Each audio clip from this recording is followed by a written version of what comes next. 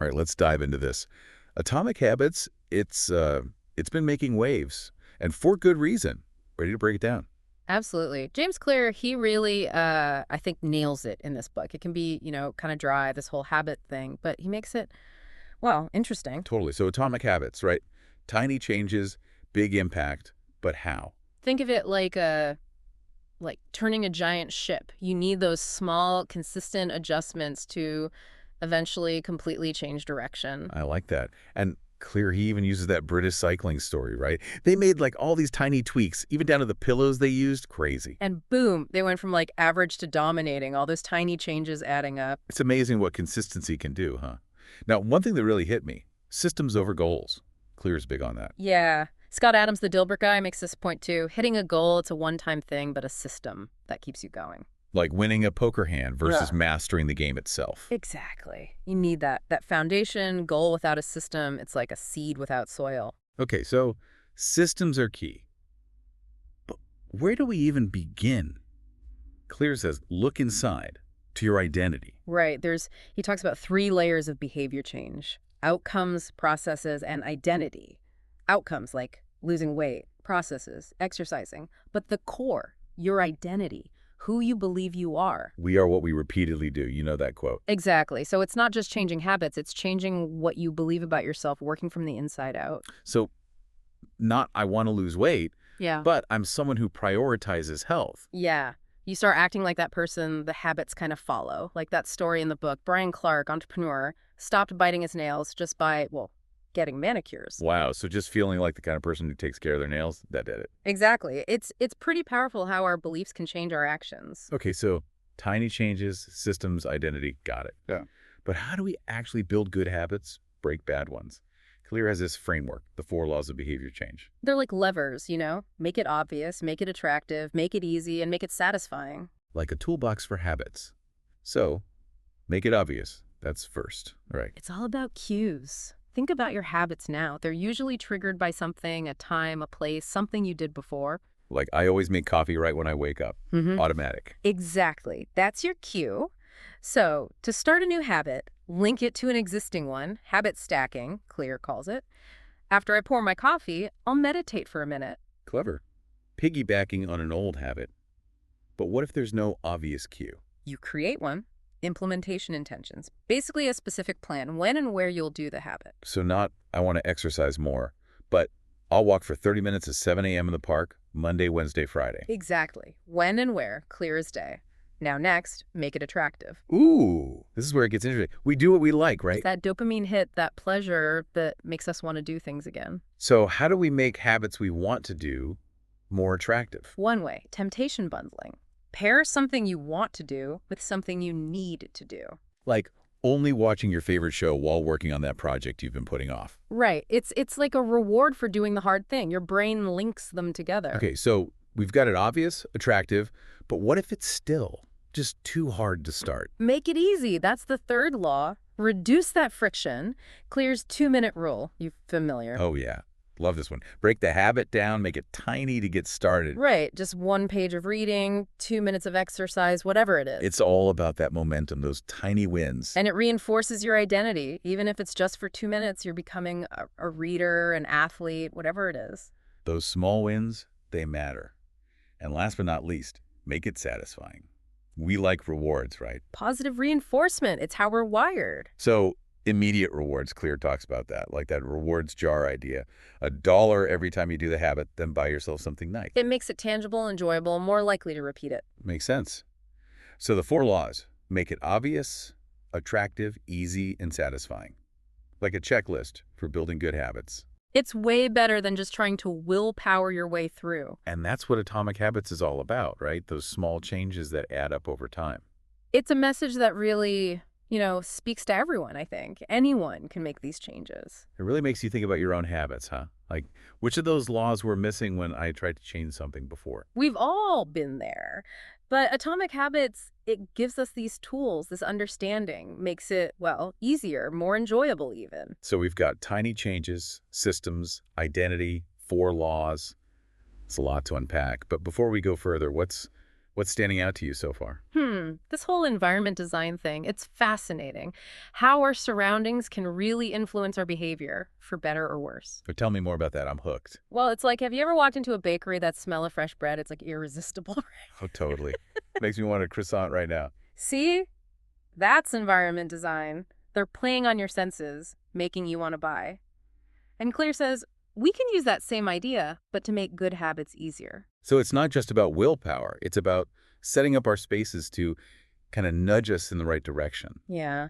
He talks about this study in a hospital cafeteria. They just made the healthy food more visible, easier to grab. And people actually chose the healthier stuff just because of that. Yep. It's kind of crazy how much our environment can affect us. Makes you think, like my workspace, maybe I need to declutter it, make it easier to focus. Could be a good idea. Even small tweaks, like keeping a water bottle handy, can make a difference. Okay, so we've got tiny changes, systems, identity, the 4 laws, and now environment design. It's like building a whole habit ecosystem. But what about when we hit a wall? Like we're trying, but not seeing results. Yeah, that's where the plateau of latent potential comes in. It's this idea that sometimes you're putting in the work, but the changes, they're not visible yet. Like planting a seed, right? You water it, but it takes time to sprout. Exactly. It's like pushing a boulder uphill. Yeah. You're pushing, but it's not moving much. Not yet. So how do we, like, not give up during that phase when it feels like nothing's happening? Focus on the process, not just the outcome. Trust that the results will come if you keep going. Clear talks about showing up even when you don't feel like it. Trusting the system, even when it's tough. Knowing those small actions, they are adding up, even if we can't see it yet. And it helps to track your progress, even the small wins. It's like proof you're moving forward. Like Jerry Seinfeld, the comedian, he had this don't break the chain method, marked an X on a calendar. Every day he wrote jokes. Oh, yeah. Just seeing that visual reminder, that can be super motivating. It's a way to make that progress tangible, even when the big results aren't there yet. So consistency is key, even when it's invisible progress. Now, what about those times when we're tempted to, like, slip back into old habits? Any tips from Clear on that? Temptation bundling, we talked about that, right? Making the thing you need to do more appealing. Oh, yeah, kind of tricking your brain with a little reward. What about breaking bad habits? Is it the same idea, just in reverse? Pretty much. He calls it inverting the 4 laws. Make it invisible, unattractive, difficult, and unsatisfying. So instead of making it obvious, you hide it. Instead of making it attractive, you make it, well, unappealing. Exactly. Like, want to use social media less, delete the apps, unfollow those accounts that make you feel bad. Make it harder to do, less rewarding. Got it. And Clear also mentions accountability, right? Having someone to keep you on track. Big time. Having that support system, it can make all the difference. Like there was this guy who programmed an embarrassing tweet to be sent if he didn't wake up on time. Wow, talk about motivation. Yeah. So it's about finding what works for you, that system that'll actually help you stick to it. Exactly. It's not one size fits all. It's about figuring out what clicks for you. This is great stuff. Atomic Habits really gives you a whole new perspective on how habits work, how to change them.